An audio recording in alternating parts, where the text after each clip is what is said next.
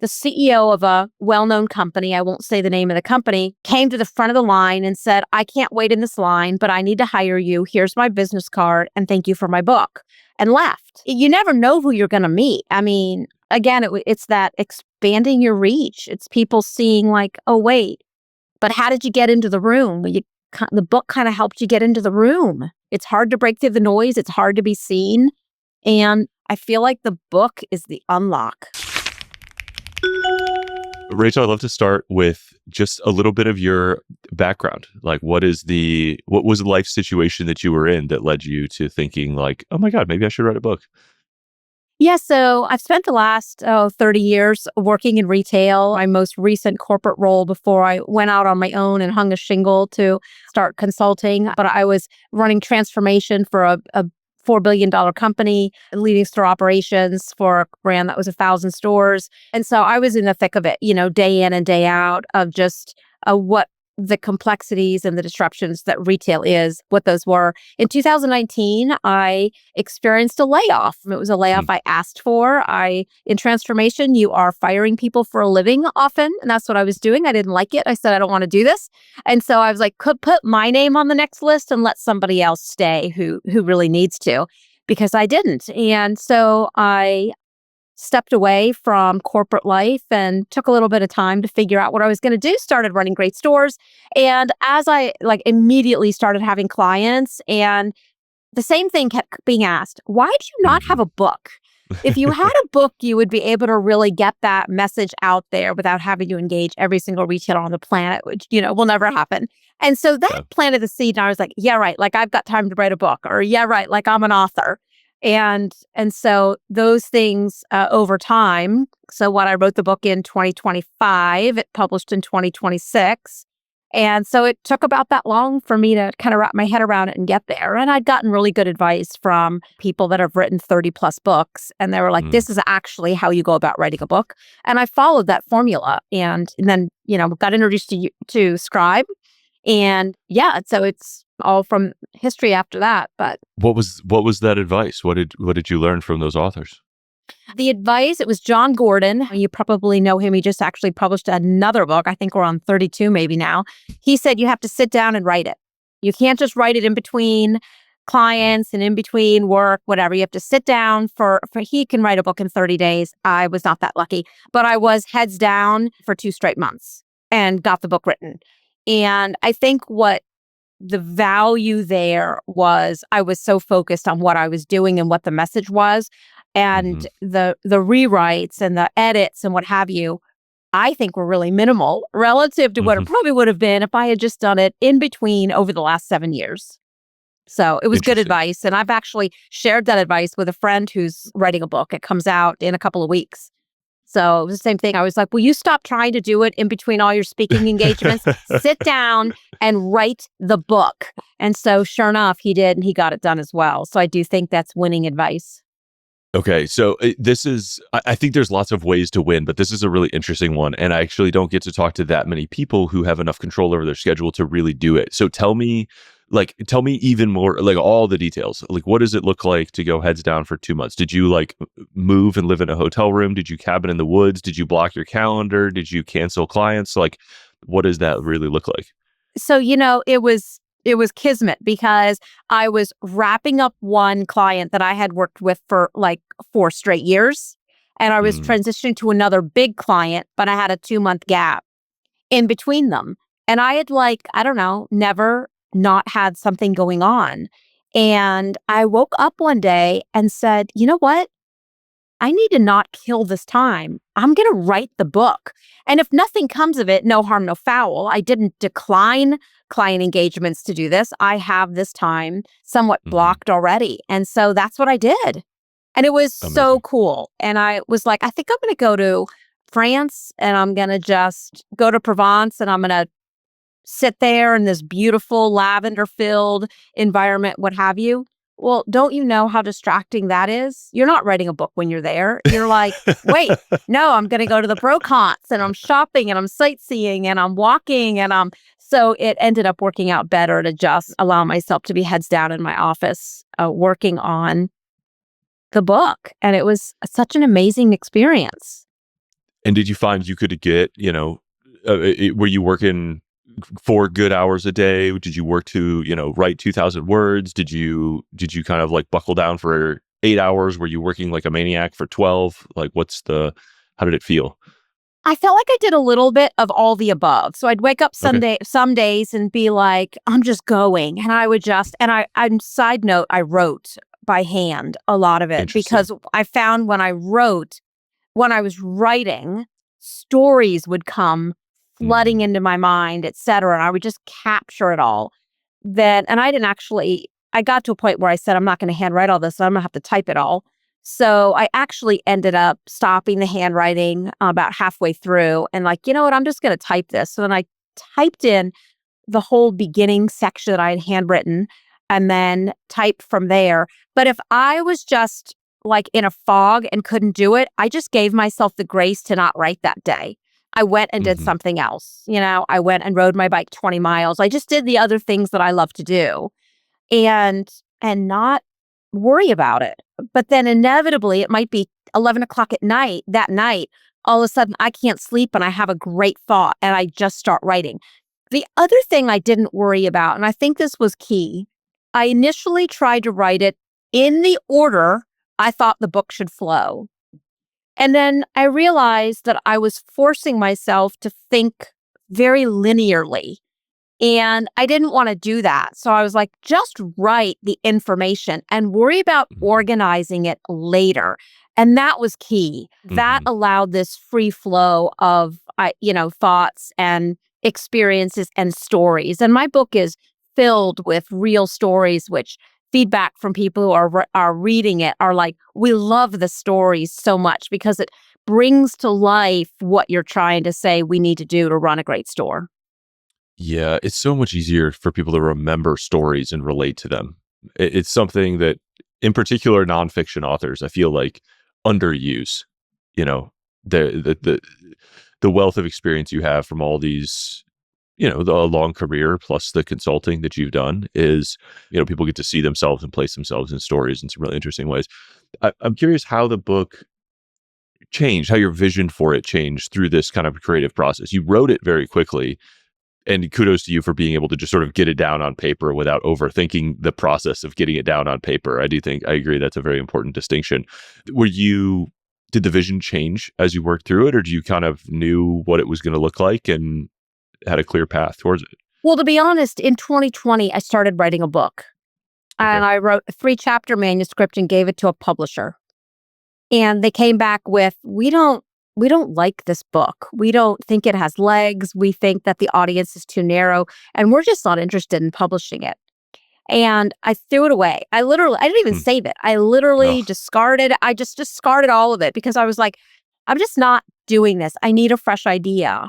And this idea came in my mind of exactly how I wanted to do this book. And I knew it was the right way to do it. I'd done a ton of research on books available about retail. I knew that it was going to be unique to what was already available in the space. And I didn't doubt myself. I just went with it. I will tell you the editing process when I was in the middle of going through the publishing process did at times make me rethink what I had written, what I was mm, doing.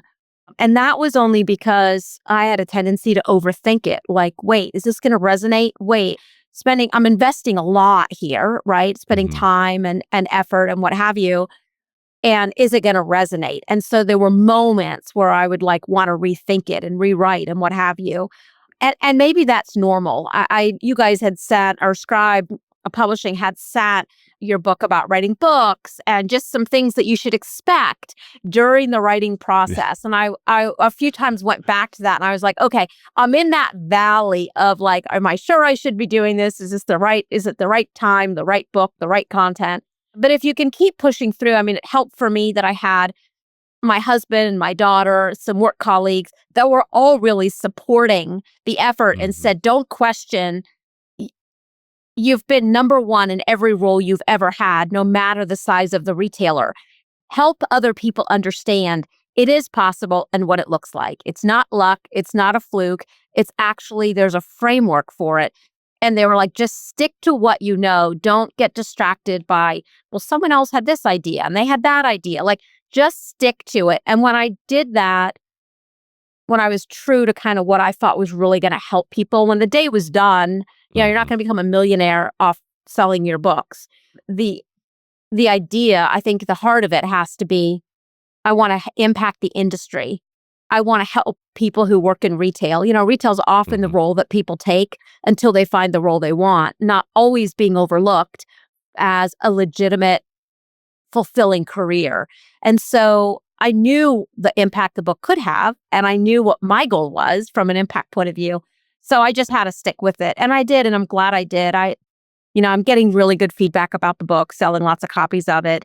And I think it's helping lend credibility to my voice when you're a Mhm. published author, let alone a number one best-selling Amazon author, doesn't hurt.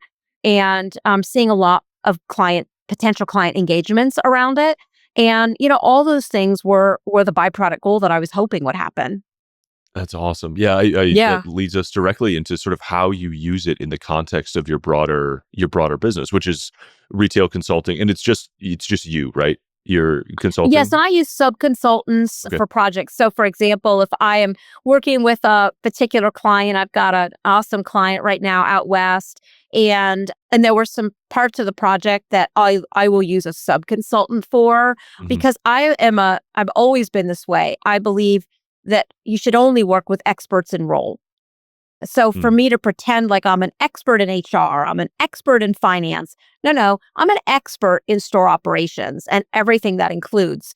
When I need to go deeper in a complex scenario, I will bring in a sub, but they're not employees. They are sub-consultants, and they'll work for me for the span of the project, then I'll use them at the next project as needed. So I have HR sub, finance sub, I have event sub-consultants that help me when we're Mhm. putting on big events, et cetera. So lots of Very cool. span there. Yeah, Very yeah. cool. So you said this is like leading to engagements and helping with clients. Like how is it just the fact that people discover you through this book? Is it that you sort I of think it was are three. Yeah, I think it was three things. The first thing was I followed everything Scribe told me to do mm, to the letter, as far as build out that list of people that will, write reviews for you, build out the list of people who will talk to their audience about your book, build out that list of people that'll write blurbs for you for your book, etc. And so I followed that to the letter. If I was supposed to have 50 people do reviews, I had 60 people do reviews. Like I really took to heart the instructions. Again, you guys are experts. Scribe is an expert in publishing. And so I listened to the experts and didn't try and interpret what that might mean for me or what I might have time to do. So I did that part. So that's probably number one. Number two, I actually had a strategy for sending books to people I knew in the industry, either prior clients, people who I had worked with across my retail career at many different mhm. brands, and then as well, brands that I admire, retail brands that are either new on the scene or direct to consumer brands that are moving into brick and mortar. And I wanted to potentially work with them. Like, I just really admire the work they're doing. And I sent them a book, and I had cards made with a special note that went inside each book. I had vinyl die cut stickers made of the Mini Cooper, which of course is a key part of the art inside the book, which I'll explain that in a minute. And so I had little marketing pieces made, had a acrylic keychain of the Mini Cooper made that I send people to use as a bookmark, like just lots of fun things that tie back to the book. The shipping envelopes I had made actually have the cover of the book full printed on it. So when Oh, it gets very cool. received, they actually see that on the outside. And of course, I use the artwork provided by Scribe, the number one Amazon bestseller artwork with it. And so all these little pieces and parts, first and foremost, I think I've gotten the most feedback about all the marketing components that I've done. I worked actually with a marketing person who just helped me really think holistically about my brand, which the book really, really well defines and upholds my brand. And then all those pieces and parts that are interesting to people that make them want to flip through it and open it. And then the third thing is that I'm on social media talking about it, or people that have bought the book are on social media talking about the impact that it's had. And I don't pay people to do that. They're excited about the book. And so then those lead to, I've had podcast invitations, I've had live webinar invitations, and those are leading to other podcasts and other client connections. And so, yeah, I mean, it's like some days it's like pushing a heavy boulder up a hill, but that's okay. I think everything worthwhile is hard. And so I also have, a Substack newsletter. I talk about the book a lot in the Mhm. newsletter, primarily, pieces that people need or how other brands are using it or what have you. So that's really the approach that I've used, kind of those three pieces. Those are fantastic. I love the custom shipping envelopes. I've never heard that before, but that's a great Yeah. idea. Yeah, and this isn't sponsored, but it started with Sticker Mule. That they're the only Mm, ones really who will do it. No one else will mm. do it for the price they do it for. So I actually just ordered more. I've got multiple sizes. But yeah, and then I've got the Running Great Stores tape. I had ribbon made that says "Let's start running great stores." And when the books get wrapped, a ribbon tied on it with that. And yeah, so I think you have to just think about the book, and you have to think about your brand, and you have to think about who's receiving it and what might Yeah. be fun. Some people's favorite, like I was just speaking to a group doing a book signing. They all were putting the vinyl die cut stickers on their Yeti water bottles. Like it's like a Mhm. thing. Stickers won't always be the thing, but right now they're a thing. And so I have all different ones. I have one that's like powered by coffee and customers. As I've said, I've got the Mini Cooper car. I've got one of this banner that you can't see, but this banner goes with me to all my book signings. So they're fun. People love them. I would just encourage people to figure out outside of the book itself. And they're not expensive items. People love free things. And then I did put a e-commerce site on my website. I can sell the books directly. Mhm. I still sell through Amazon and Barnes and Noble and all that. But the idea is I can personalize the book to each person receiving it. And so Yeah. they're able to do all that through my shop on my website. And so they're all the books, of course, then come autographed, things I can't offer through thirdparty.com. So I also get to know who's buying the book and what their businesses are. I will say that shortly after the book was published, I realized that I assumed everyone else was inside my head and understood what implementation might look like. So I created a Mm. 25-page implementation guide. And there's two versions of it. There's a version if you are a business owner, and there's a version if you're a multi-unit leader, a district manager, a regional manager. Mm. The wording's a little bit different. And they get that free when they order the book. So again, the benefit, I'll tuck it into, every book order that I get. Because kind of like the car. So my company car is a Mini Cooper, and I wanted the Mini Cooper inside the book. When you flip through this book, you see the car moving because the Oh, that's so car is cool. positioned on the time to take action. And it's a 30-day book. So there's 30 of them.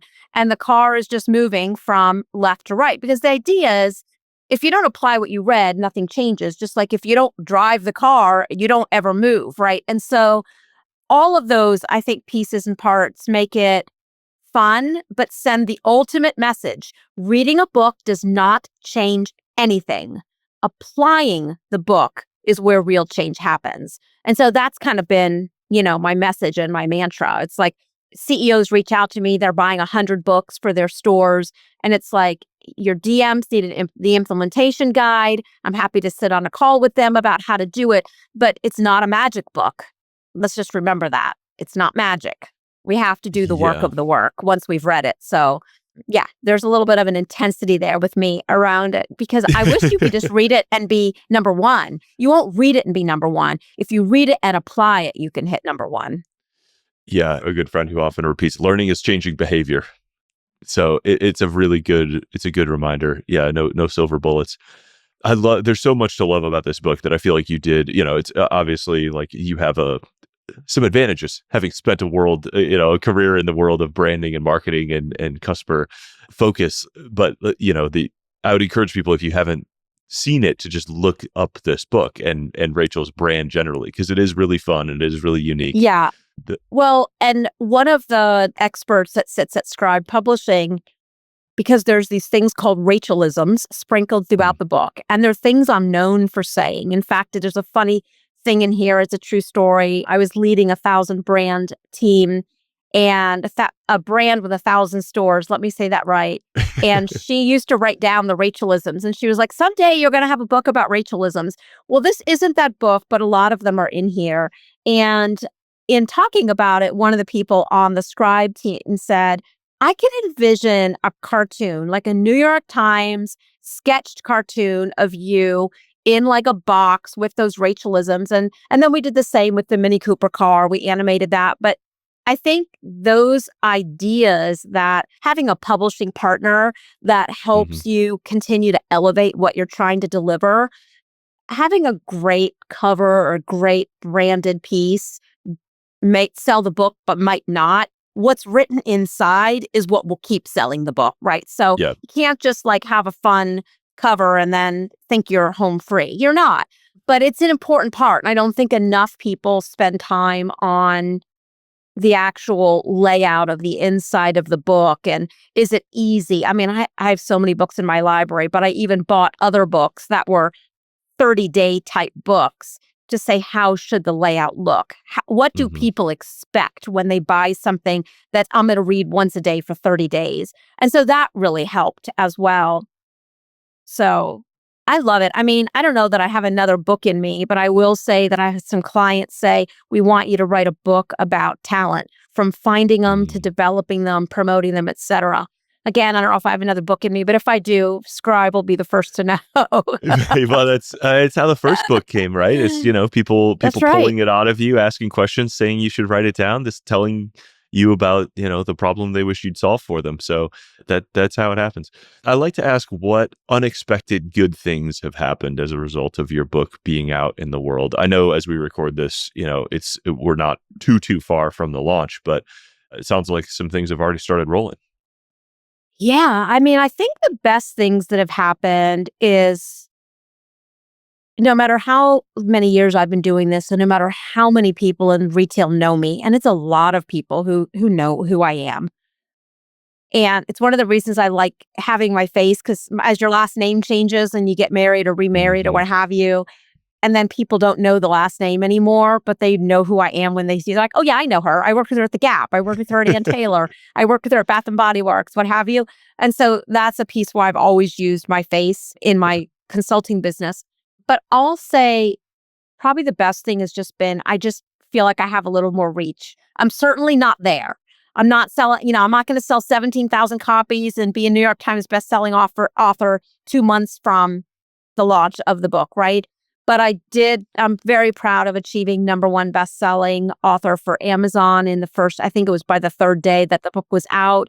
And just the expansion of people knowing who I am and what I do, and Hmm. getting more clients, and getting opportunities to speak at different events. I've got an event in New York City that I'm speaking at in a couple weeks. I was just speaking at a event a few weeks ago. Lots of book signings, people ordering a couple hundred books at a time and signing those. And so I did just order journals, and they have the caricature on the front and Running Great Stores. It's all debossed on it, and I give those out. I ordered this green. I found a green Hmm. pen that writes in green ink. So everyone, when someone buys a book, they're getting a book, a journal, the pen tied with the Running Great Stores ribbon. It's just a really nice presentation. And to be honest with you, people that are putting on these events, they like that presentation.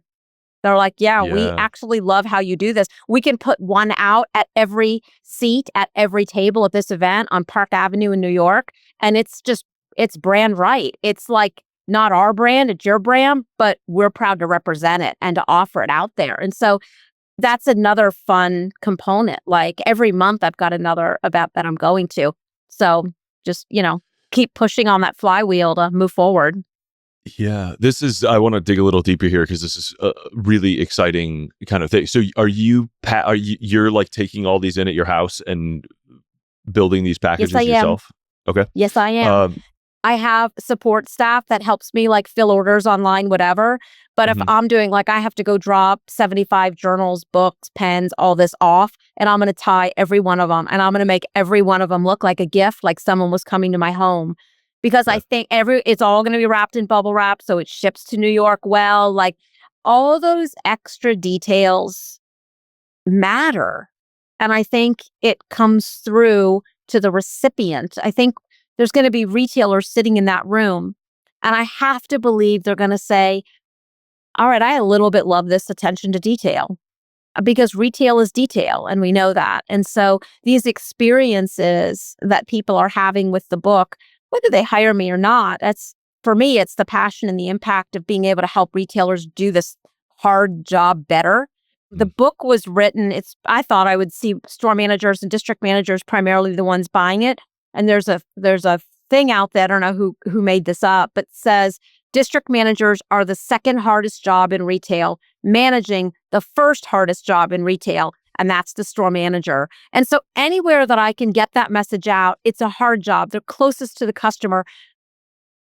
Give them the love that they deserve. Give them the tools that they deserve. Help them do it better. Like, those are all, to me, the passion that I demonstrate for what I do is contagious, and I want it to be. The book, though, has opened doors to have more people find me than were finding me before. I didn't just suddenly get passionate. I've always been passionate. The book just appeared to open more doors for me. There's just a credibility there. And now I've got people I've mailed a free copy to. It's not that big of an investment. The shipping is twice the cost of the book itself, quite honestly. So there's a little bit of an investment there. But I've had a couple people I sent a free copy to who have booked me for two different things. One, to talk at an event that they're hosting and giving away books and talking about retail. And then the other one is a consulting project that's coming up. So, again, you're investing that money, but it's just really fun to see there's retailers out there that get it, that believe that I get it and can help them. And I love it. I'll do it every day as long as I can because I love it so much. I love it. Yeah, it's this amazing thing of like packaging this passion and putting it increases your surface area and makes it more discoverable. And so, yeah, people find their way to you who need the passion and the expertise that you have, but might not have otherwise known that you were out there. And I like the strategies that you put out here. I mean, gifting, it's so glad to hear these sort of things coming back to you. It's hard to picture how it'll happen for new authors. I think they're like, wait, you want me to just like give away 100 books, 200 books? You want me to just spend that much money? It's like, yeah. And I don't know exactly what's going to happen, but I know that's going to come back to you somehow. Well, it does. But again, the book's got to stand on its own legs, right? I mean, you can do all the cool marketing stuff in the world. It's kind of like, I'll say to retail brands that I'm working with, don't send more traffic to your stores until you get the stores figured out and cleaned up, because you're going to send traffic to them. The customer's not going to have a good experience. They're not going to buy. And then how are you going to win them back? So let's get your stores ready, and then let's engage your marketing team to drive traffic to those stores, because to drive it to them now is only going to cost you. You're not going to make anything from it because you're not going to convert them, right? And so, it's just, I think the reality of marketing plays such an important role in retail and in what we do, but let's make sure we're ready. Likewise, the marketing that I did, it was like, I'm going to keep doing it. I'm going to keep sending free books every time I see a cool retailer. And I've got clients in England and what have you, but it's like retail is retail no matter where on the globe you are. And so my next passion now is getting this book international. I know I really need to saturate the United States before I do that, but I really want it to go international because I think there's even more opportunity overseas to help retailers. They don't have as many resources there as we do here in so many parts of the globe, but they have amazing retail. So looking for that opportunity next. But it's just always, it's like, I think you have to remember what the mission is and why I did this to begin with. So I think if you're writing a book, whatever your passion is, whatever your mission is that's driving it, you have to remember that. And every step you take, you have to say, am I doing it to drive this purpose, this mission? Or do I have another reason for doing it? You can have another reason, but I think if we stay honed in on what our mission is, on what our purpose is, it's better. Yeah, that North Star, like aligning every decision along that North Star and trying to get the whole team and everybody who works on that book to understand your vision for it from the very beginning. And as you point out, like, there's many good reasons to write a book, and not everybody's going to come into this with the goal of selling 1 million copies and becoming famous, and nor should they. I like the idea of being like famous in one room. Like at one conference, you want everybody to know who you are. And I feel like yours is an amazing example of like you want to be really well respected in the industry in which you have expertise. And that it's been a great focus, and everything in your playbook kind of goes to that. And that is very clearly working, even just a few months after launch. And, this book will be around for forever. So I'm really excited to see where you are in 5 years and 10 years and what kind of dividends this thing is paying. For sure. Let's hope. Will you give me a little more detail before we get into the closing questions about the book signings and the events? Like that was kind of an interesting tease. Sometimes you're speaking, sometimes you're giving away copies. You said you've done some signing events. Like where do you do those? How do you approach people? What does that look like? What's your kit and playbook for that? I've been really fortunate that I'm not much of a cold call seller. Like I'm not picking up the phone and calling a stranger. I'm not calling someone and saying, "Can I come sign books?" I did it with one. I went to Barnes & Noble, my local one, and said, "Can I sell my books here?" And they were so sweet. They were like, they did a consignment thing and whatever. Okay. But in general, I don't do it that way. In general, people know about the book. They've received a free copy. They've ordered a copy. They have history with me somewhere. It could be 20 years ago, what have you. And they're like, "Hey, I've got an event coming up. We'd love for you to speak or be on the panel. Then we'd love to do a book signing after. We'll buy 200 books from you. We'd love you to autograph them. And then you can still personalize them at the table." So I was like, okay, what are all the things I need to show up really professionally for this? Not like, some local schmokel person who just wrote a book and found a publisher. And so I have this banner, which you can't see on the podcast, but I have this 8-foot tall retractable banner made, and it's not just the cover of the book. It's my marketing person created a really great image for it. And so it's super professional. It's set adjacent to the table where I'm signing. He also created artwork for me for the table, book signing available, books available here, whatever, depending on what I need and where I'm going. And so I have like a kit of parts, if you will, that I just can bring with me. I usually bring, other giveaways, die cut stickers, keychains, all the things. And if people want them, they can take one. And if they don't, that's fine too. And so that's how that's been. And it's really cool. Like I just did one last month for a Lead Like Her event. And it was hosted down at Ohio State University campus, which if you know that university, it's like 75,000 kids that go there. So it's enormous. It's like a city in itself. There's a fantastic facility that's there. It was on the second floor of that facility.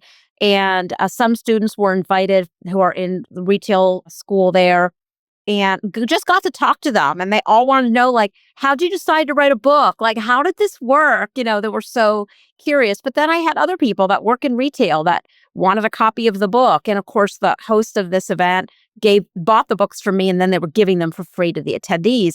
And so it was just to sit there and to be able to meet people and to be able to answer their questions about why this book and why now, and, this is their story and what have you. And I mean, the line, I couldn't see the back of the line and I had no voice the next day. I mean, I was so hoarse, but it's so invigorating.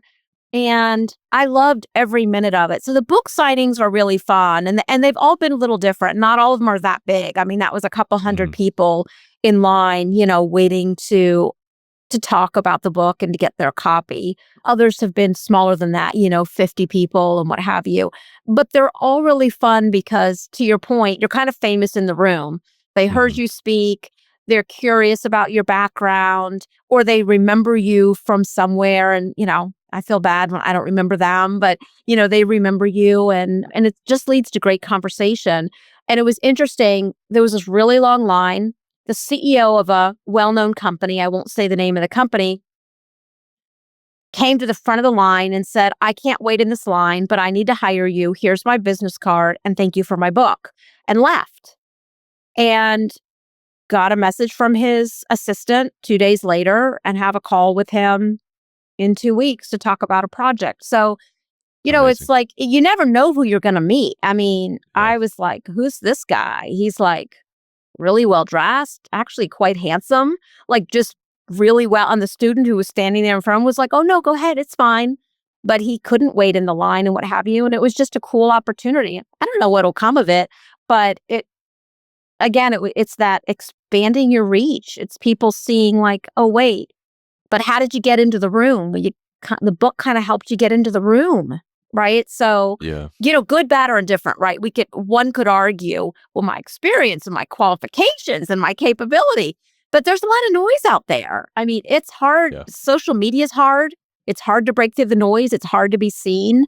And I feel like, and I say this every day to my husband, I feel like the book is the unlock. Yeah. It And it is a doesn't very minimize interesting all the thing. years of what Yeah. you've done. It just It is a just demonstration. yeah. Yeah. Yeah. So it's really interesting. And it's every day is another day. Like, who will I meet Mhm. today? What will happen today? But Yeah. I'll tell you this really quick, just kind of a funny story. There's a resale shop near me. I'll take clothes in there. I work for retailers, so I buy way more than I should because I like to support the brands. And so I have clothes to take to the resale. I get rid of old stuff, whatever. So the lady there says, I know the woman who owns it. And by the way, they do a great job. They really run a great store. But I gifted her a copy of the book when I was there one day. The next time I was there, she said to me, oh my gosh, you wouldn't believe it. You mentioned someone in the book who's a customer of mine here. And I told her when she was in that she's in your book. Well, that person reached out to me and I hadn't talked to her in many years. And she said, your book was so well done. My son's in retail. I sent him a copy of the book. And she just was so flattered that she was in the book. But then a couple days later, I had an online order for a book. This guy's a district manager. He bought the book for himself, read it, had worked for this woman, said that she set him on his career, that it wasn't just a job until he found a job. He was going to grow up to be like her, professional, get to the top of the company, whatever. He ended up ordering 20 books, personalized all of them for him. And it's just so funny what a small world retail is. But it's Mhm. I didn't name a lot of people by name, but this person was really instrumental in my retail career and truly a mentor to me. And it was just so funny how all these dots connect. And I think the more people find out about it, or they know someone who you're talking about, or someone who wrote a blurb on the back of the book. There's a guy that played for the NFL, and it's like, wait, how do you know that guy? And it just opens up tons of great conversations and really fun stories. And when you don't care what it leads to, when you care about the impact your book is having, when you recognize the people around you that have helped get you to where you are, those are all the things that I think propel your success versus I want to get rich. I want to make money. I want to have a million clients. I want to whatever. You just got to watch our motives, right? What was my motive for writing the book? What are my motives right now for wanting to get into more organizations, to want to speak to more companies? And I think when those motives are right, just, Mhm. these good things happen. And I'm so grateful. Yeah. It's a fantastic story. I love hearing these where the world gets smaller through this very long loop of people that couldn't possibly have sort of known. What is that 6 degrees of separation or something? I'll date Yeah. myself from some movie a million years ago, but that Yeah. is what it feels like many Yeah. days. So let's think back to, your 2019, 2020 self. And what piece of advice do you think is most important for you to pass along to an author who's just starting out? I find that every author sort of learned from the ones who came before them, and they're a little further down the road. So I'm trying to kind of get a collection of wisdom from down the road for those just teetering on the edge of committing. I think probably the best advice I could give someone else is don't doubt your ability to do it. Don't listen to the naysayers. Don't listen to the voice in your head. The voices in our heads are usually just full of lies. Don't listen to those, but believe in what it is you want to do, what it is you want to say, the message you want to get out there. Seek what I'll call wise counsel, people that will say to you, yes, you have enough information for a legit book, or you don't. Mm. work with a reputable publisher. Obviously, I work with Scribe, and I'd recommend you guys every day and twice on Sunday. It was such a great Thank you. experience. Katie was my publishing manager, and I just love her. I sent her an autographed copy of the book and all the little stickers and the things, and I just loved her. I missed my calls with her, but she was such a big support. And so all of those folks that from the very first person that I spoke to, Mark, about the book, all the way to the very last person, all of them made me believe that I could do it, made me believe that it was a great idea, made me believe the book was great. And so, I think that people could publish their own book on Amazon, whatever, but I think you miss the experience of working with Mhm. a publisher who's an expert, who knows what they're doing, who encourages you when you get discouraged, and will give you honest bits of information and feedback to keep you moving down the right path. And I would say once you make the commitment, stick to it and do what they say. Follow their direction. If you hire a publisher, follow what they tell you to do and do it to the letter of the law, because their expertise helps propel you forward in moving the book into people's hands, which is just the goal. I want to get the book in as many hands as I can get this book into, because if you are in retail, it will change your life. And it's all the things that you can control inside this book, and none of the things that we can't control, because there's, God knows, enough of those in retail. So I think that's what I would say. Find the right publisher, wise counsel, and believe you can do it, and ignore all the noise. Love it. That's fantastic. And I know on behalf of myself and Katie and the entire team, we are all just delighted to have played a part in, helping you go from idea to book out there in the world. This is, what gets us up and excited about work every day, and being able to help people go through this kind of inflection point in their careers in a way that they can be extremely proud of, and, changes everything that comes after for them. So Rachel, where would people go to follow along, see your book, see your brand, learn more about you? Yes, thank you. Well, visit my website, runninggreatstores.com. And you'll learn all about the services that Running Great Stores offers, all about me. You can check out my little online shop where my autographed and personalized books and other little accoutrements are available. But you can also there sign up for my free Substack newsletter. I never charge for content. There's tons of downloadables on the website as well. It's funny, I recently was hired by a client who they were like, I know you. I download all your stuff and give it to my stores because we don't have anything.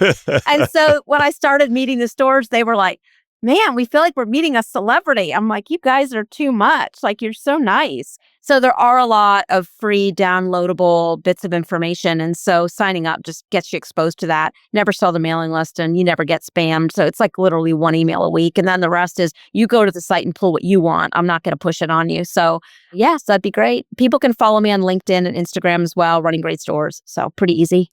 Love it. Thank you so much for taking the time to share your expertise. I love this. I love this playbook. I feel like you've got a lot of amazing gems that you applied as an author that you picked up throughout, a great career in retail. And I think, myself and every author listening can take something away and apply it to their own benefit. Thank you. Well, thank you, Eric, and congratulations on your organization and what you're doing and the talent you surround yourself with. I think that's makes a huge difference no matter what industry we're in. Surrounding ourselves with talent is key to really staying true to your brand and who you are and what you want to do for all the people out there that want to write a book. So kudos to you. Thank you so much. It's been an honor.